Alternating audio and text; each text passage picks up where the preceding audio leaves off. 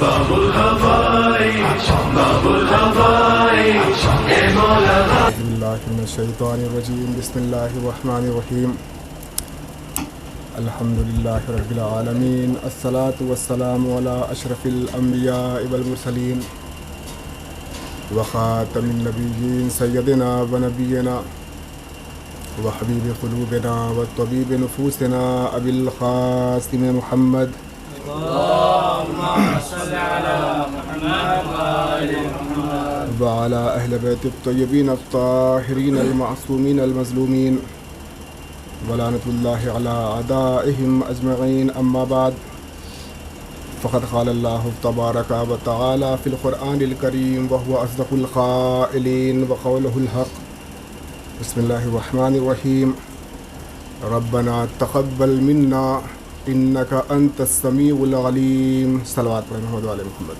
اللهم صل على محمد وآل محمد عزیزان محترم،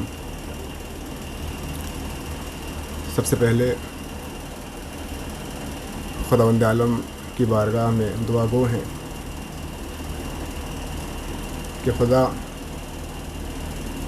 تجھے اس کریم اور پاک مہینے کا واسطہ کہ ہماری عبادات اور اعمال کو قبول فرما۔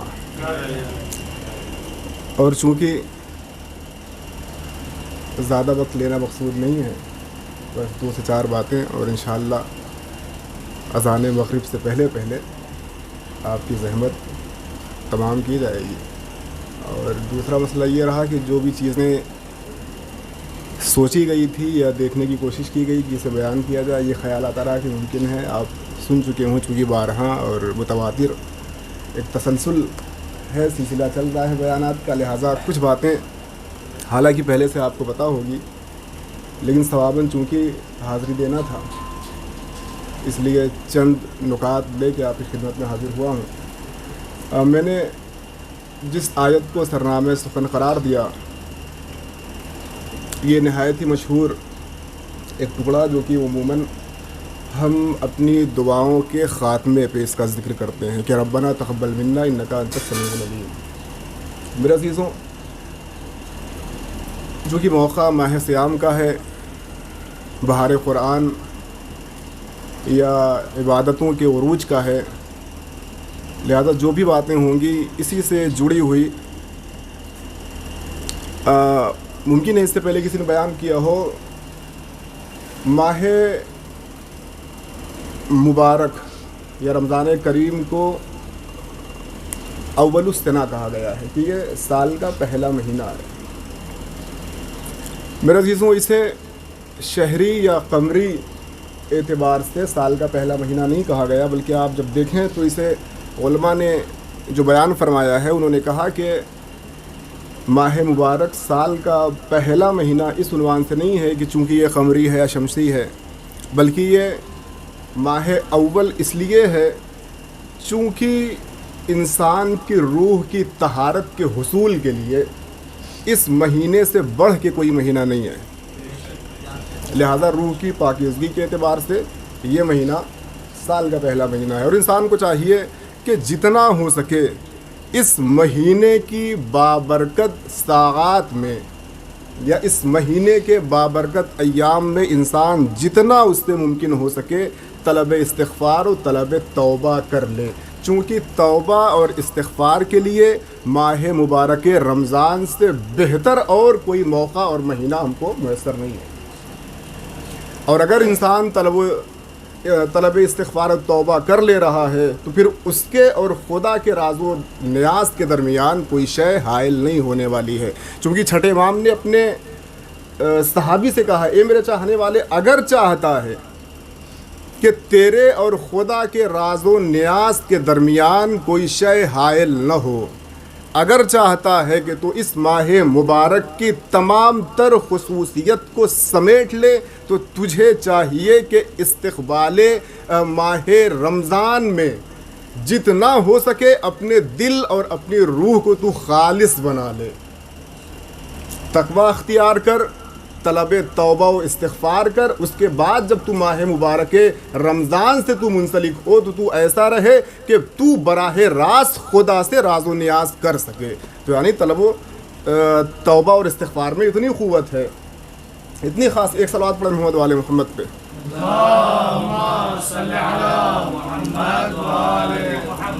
یعنی اس سے اس مہینے یا اس موقع سے بڑھ کے ہمارے پاس اور کوئی بہتر موقع نہیں ہے جس میں ہم اپنے نفس یا اپنی روح کو سنوار سکیں.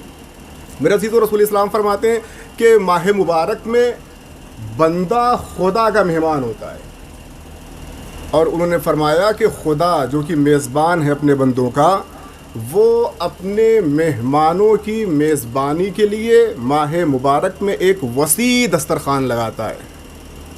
اور کیسا دسترخوان کہ لا عین رأت ولا اذن سمعت. ایسا دسترخوان, ایسا وسیع تر, ایسا لامحدود دسترخوان کہ اس جیسا دسترخوان نہ کسی نے دیکھا ہے نہ کسی نے سنا ہے. میرے عزیزوں, اگر خداوند عالم نے خود کو مہمان بنایا, اس مہینے میزبان بنایا اور ہم کو مہمان بنایا, اور خدا یہ کہہ رہا ہے کہ ہم نے تمہارے لیے وسیع تر دسترخوان بنایا ہے, اب دسترخوان پہ بیٹھنے کے بعد بھی اگر مہمان بھوکا رہ جائے, میزبان کی غلطی نہیں ہے, چونکہ دسترخوان وسیع تر ہے اور یہ عام دسترخوان نہیں ہے. خدا کہہ رہا ہے کہ ہم نے لامحدود دسترخوان, اس میں وہ چیزیں ہیں کہ جن کی کوئی حد نہیں ہے, وسیع تر ہے. تم جو چاہو اس دسترخوان سے تم اٹھا سکتے ہو. تم چاہو تو تقویٰ لے لو, تم چاہو تو اپنے نیک اعمال لے لو, تم چاہو تو اپنے ایمان کی بلندی لے لو, تمہارے اوپر منحصر ہے. اور اگر اب اس دسترخوان پہ آنے کے بعد بھی تم بھوکے رہ گئے, میزبان کی غلطی نہیں ہے, مہمان قصوروار ہوگا. ایک صلوات پڑھے محمد والے محمد پہ.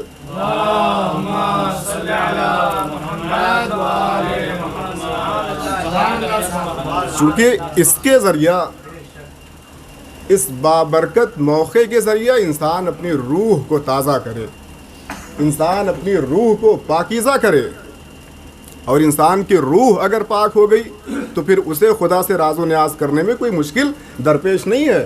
رسول اسلام کی خدمت میں ایک چاہنے والا آگے بڑھا, کہا میرے آقا میں چاہتا ہوں کہ میں جو بھی سوال خدا سے کروں, خدا میرے سوال کو رد نہ کرے, میرا سوال خدا قبول کر لے. یعنی جو بھی میں دعا مانگوں خدا اسے مستجاب کر دے. مجھے کوئی اس میں اعظم تعلیم فرما دے. رسول اسلام مسکرائے اور کہا, سن, خدا جن چیزوں کو ناپسند کرتا ہے تو اسے ترک کر دے, اور خدا جسے پسند کرتا ہے تو اسے اپنے اعمال میں شریک کر لے. اس کے بعد جس نام سے تجھے ہو سکے اس نام سے خدا کو پکار, خدا تیرا سوال رد نہیں ہونے دے گا. اس میں اعظم مانگ رہا تھا. رسول فرما رہے ہیں کہ بس اپنا نفس پاک کر لے, وہ چیزیں انجام دے جو خدا کو پسند ہے, اسے ترک کر دے جو خدا کی نظر میں ناپسند ہے. اس کے بعد جس نام سے چاہت اسے پکار لے, تیرا سوال خدا رد نہیں کرے گا. ایک اور صلوات پڑھیں محمد والے محمد پہ.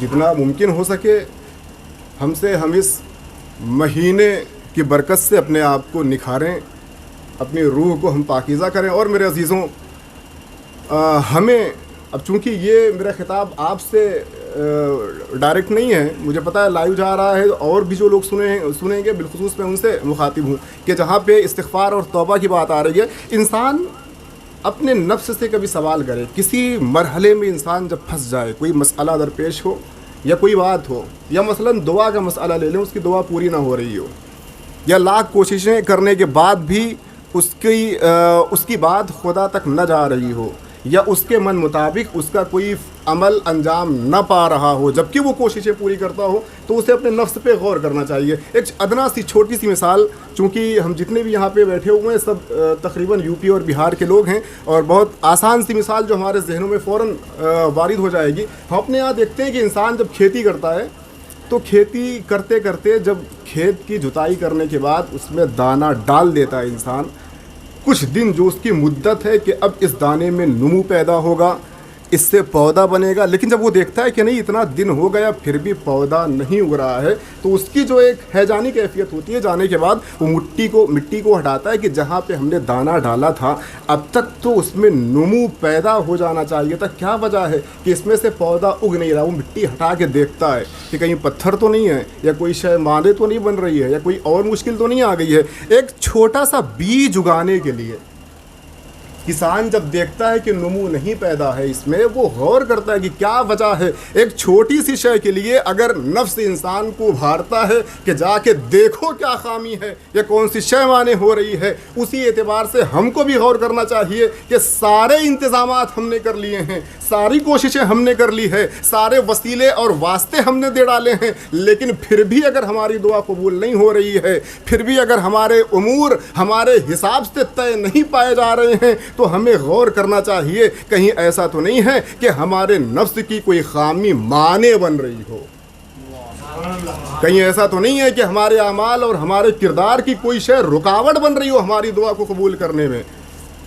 اور اس کے لیے اگر انسان کو یہ احساس ہو کہ ہاں میرے نفس کی غلطی ہے, یا میرا نفس قصوروار ہے, یا میری روح کی خامی مانے بن رہی ہے میرے اس عمل کو انجام دہی تک لے جانے کے لیے, تو انسان کو غور کرنا چاہیے یا ایسی کوشش کرنی چاہیے کہ انسان اس معنی کو دور کرے. اور معصومین نے کہا کہ ایسے معنی کو دور کرنے کے لیے سب سے بہتر شے اگر کوئی ہے تو وہ طلب استغفار ہے, اور طلب استغفار کے لیے سب سے بہترین موقع اگر کوئی ہے تو وہ ماہ مبارک رمضان ہے. ایک صلوات پڑھے محمد والے محمد پہ.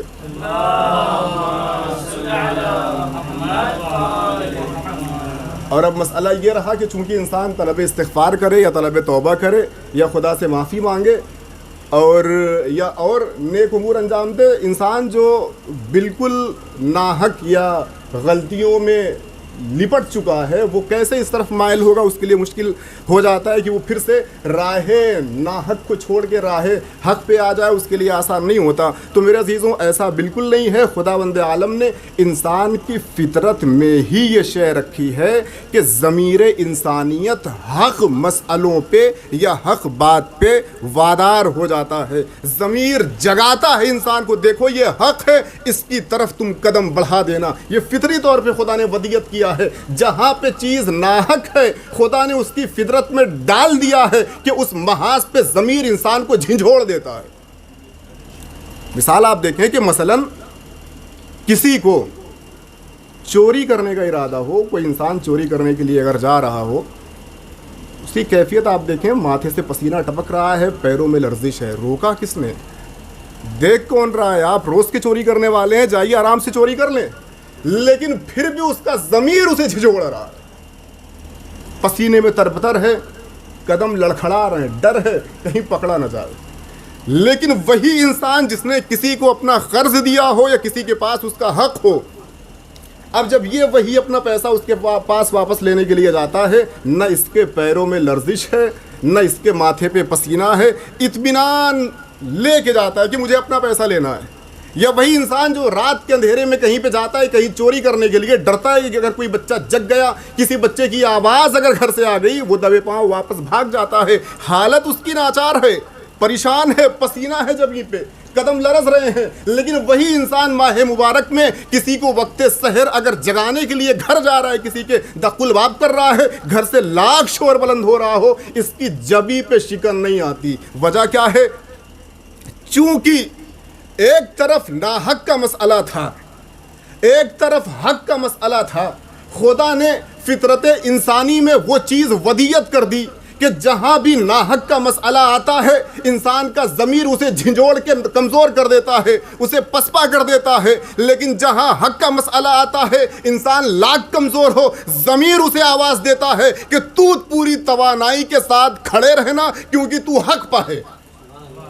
اور یہی سبب ہے کہ خدا نے فطرت انسانی میں حق و ناحق کے درمیان ضمیر کو معلق کر کے جو ودیت کر دیا ہے. یہی وجہ ہے, آپ تاریخ اٹھا کے دیکھیں, جہاں لوگ ناحق پر تھے, تعداد لاکھوں کی ہے, حکومت ان کی ہے, لاہو لشکر ان کا ہے, لیکن ناحق کا مسئلہ تھا, حقدار فقط قلت میں تھے مگر ان کے سامنے لاکھوں پسپا ہو گئے.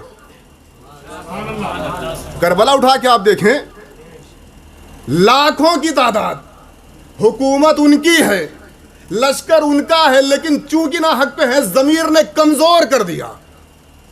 ادھر حق پہ تھے 72 لوگ تھے، خدا نے جو فطرت میں یہ ایک ودیعت شے کی ہوئی تھی، ان لوگوں نے دیکھا کہ ہم حق پہ ہیں، کمزور ہونے کے باوجود بھی، کم ہونے کے باوجود بھی ضمیر نے انہیں کھڑا ڈٹا کے رکھا وہاں پہ۔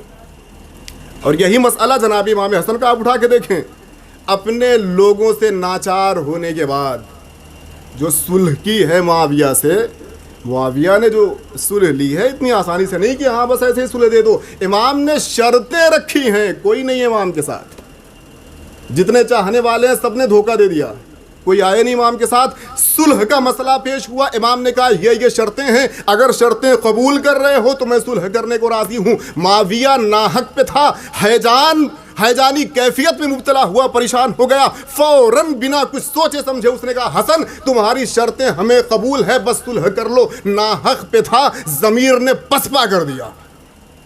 ادھر امام تن و تنہا تھے، حق پسند تھے، حق کے راستے پہ تھے، تنہا رہنے کے بعد بھی اپنے مقام پر تقویت کے ساتھ کھڑے رہے اور اپنی شرطوں پر صلح کی ہے۔ ایک صلوات پڑھے محمد وآل محمد پہ۔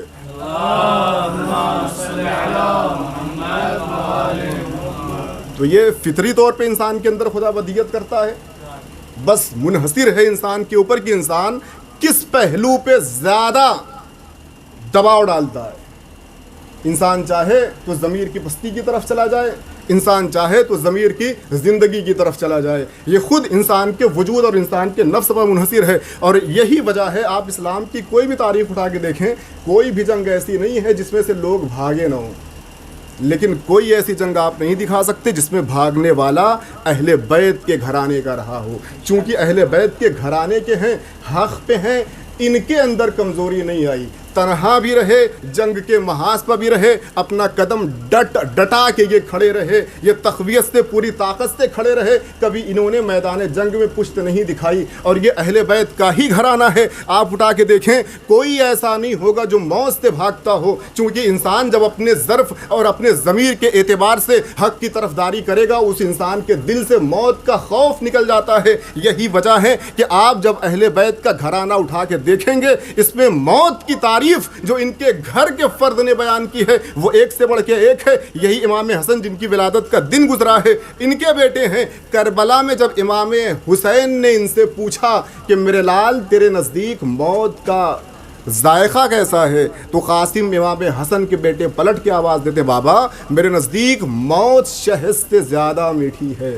انسان اگر حق پسند ہو تو اس کے دل سے خوف خطر نکل جاتا ہے، انسان کو یہ پرواہ نہیں ہوتی کہ کب موت اس پہ پڑ جائے یا وہ کب موت پہ پڑ جائے۔ اے میرے چچا مجھے موت شہد سے زیادہ میٹھی لگتی ہے۔ پورا واقعہ آپ کا سنا ہے، 2 سے 4 فقرے مصائب کے، پھر انشاءاللہ آپ کی زحمت تمام۔ جب کربلا قافلہ پہنچا، شب عاشور آئی، پتہ ہے بیویوں کو کہ کل لوگ امام حسین سے اجازت لے کے خود کو آقا پر قربان کریں گے، ساری بیویاں اپنی اولاد حسین پر قربان کریں گی۔ جناب ام فروہ نے قاسم کو بلایا، اے قاسم دیکھو کل اپنی ماں کو شرمندہ نہ ہونے دینا، اے میرے لال روز محشر اپنی دادی زہرا کے سامنے میرا سر خم نہ ہونے دینا۔ قاسم اپنے بابا کی طرف سے اپنی جان اپنے چچا پر قربان کر دو۔ قاسم پورا واقعہ روایت آپ کی سنی ہوئی ہے، قاسم دو زانو ہو کے بیٹھ گئے، اے اماں میں نے چچا سے اجازت مانگی ہے لیکن چچا اجازت نہیں دیتے۔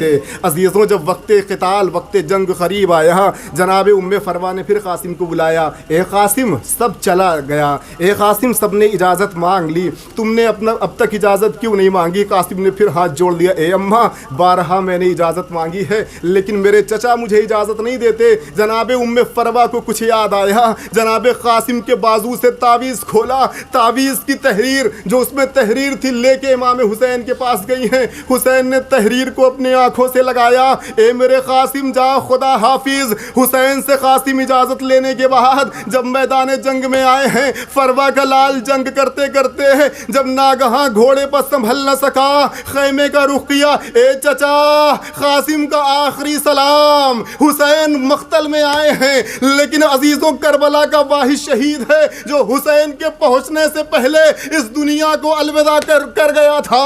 جب حسین مقتل میں پہنچے, دیکھا قاسم کا لاشا نظر نہیں آتا ہے. عزیزوں, میں نے خطیب سے سنا ہے کہ حسین جب مقتل میں پہنچے, ایک مقام پہ جب پہنچے ہیں, حسین نے دیکھا کہ خاک میں غلطہ قاسم کا لاشا پڑا ہے. حسین نے چاہا کہ قاسم کے لاشے کو اٹھایا جائے. خطیب کہتا ہے کہ حسین نے جیسے ہی قاسم کے بازو کو پکڑا, قاسم کے جسم سے قاسم کا بازو علیحدہ ہو کے حسین کے ہاتھ میں آ گیا. حسین نے سوچا کہ پیروں کا سہارا لے کے جنازہ اٹھایا جائے, لیکن ہائے رے حسین, جیسے ہی قاسم کا قدم حسین نے اپنے ہاتھوں میں لیا, قاسم کا قدم حسین کے ہاتھوں میں آ گیا. جزاک اللہ. حسین سے جب لاشا اٹھایا نہ گیا, حسین نے اپنی ابا کو جلتی ہوئی زمین پر بچھا دیا. قاسم کے لاش کے ٹکڑے حسین نے ابا میں رکھا ہے. گٹھری بنا کے حسین خیمے کی طرف آئے ہیں. جیسے ہی خیمے میں پہنچے ہیں, فروا تڑپ گئی. اے میرے آقا, ہر شہید کا لاشا آپ مقتل سے لے کے آئے ہیں, میرے قاسم کا لاشا خیمے میں کیوں نہیں آیا؟ حسین نے فروا کے سامنے اپنی ابا کو بکھیر دیا. فروا نے دیکھا قاسم کی لاش کے ٹکڑے, فروا سجدے میں گر گئی. اے قاسم تیرا شکریہ, تو نے دادی